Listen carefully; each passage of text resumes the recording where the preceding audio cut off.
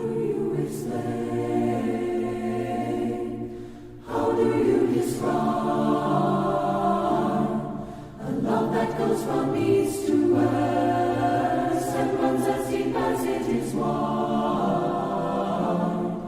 You know all our hopes, Lord, you know all our fears,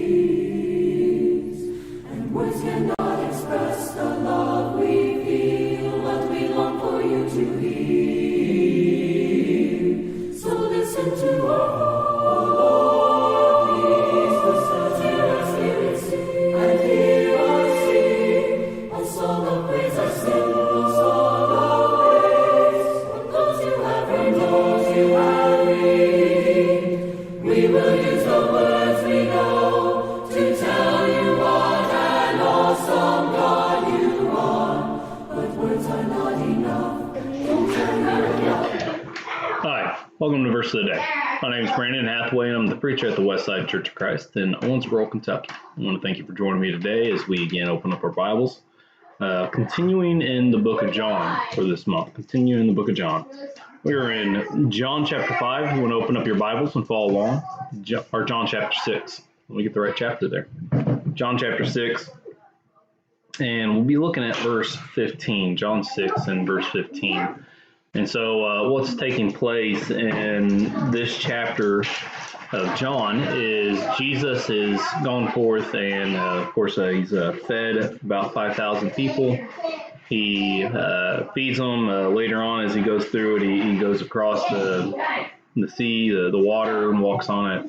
He gets the other side, and everybody ends up following him over there, finds him, and he talks about being the bread of life. And so there's a lot in this chapter, but I want to go back to him feeding them and performing this miracle. And this is the end of that part, is verse 15. It says, perceiving then that they were about to come and take him by force to make him king, Jesus withdrew again to the mountain by himself. And so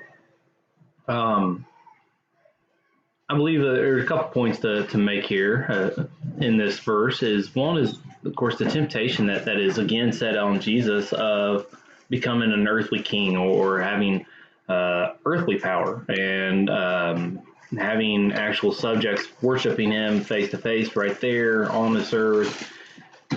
And to realize that would be a temptation. I know many many people would probably fall under that temptation to have such power, to see that people want to put you in such a spot. And Jesus overcame it. We know that this is something that Satan somewhat tempted him with, in the point of having when he tempted him the 3 times, that he brought him up and said, if you bow down to me, I'll give all these things to you. And so the temptation that comes with this, but also, some essence, when Jesus is rebuking people or teaching others, he takes the time to sit and explain and teach and show them the error in the way, or to ask other questions back at them. And yet here, because he perceived that they were going to take him by force, he realized it was time for him to, you might say, escape, to leave the situation for the time being. And so he did. He left. He went up into the mountain, and that was the best course of action for him to take at this time and point.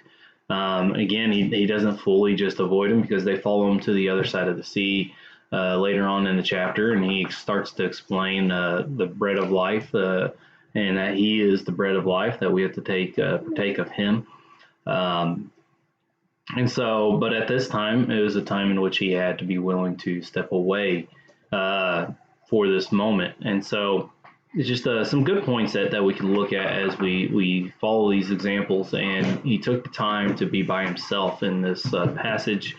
We know he often would go up to the mountain or other places to pray, and to just have that time to pray, to pray to the Father up above. And we need to make sure we take that time also, that we get time to step aside from the world and just devote ourselves to worshiping and talking to our God. And so just a couple examples in a verse that might be more overlooked than the rest of the passages in this chapter as we talk about him walking on water, or talking about him feeding the 5,000, or about being the bread of life. And this is a passage that's in all that is part of it all. So I want to thank you for joining me. I hope that everybody has a blessed day today, and Lord willing, I'll talk to you later.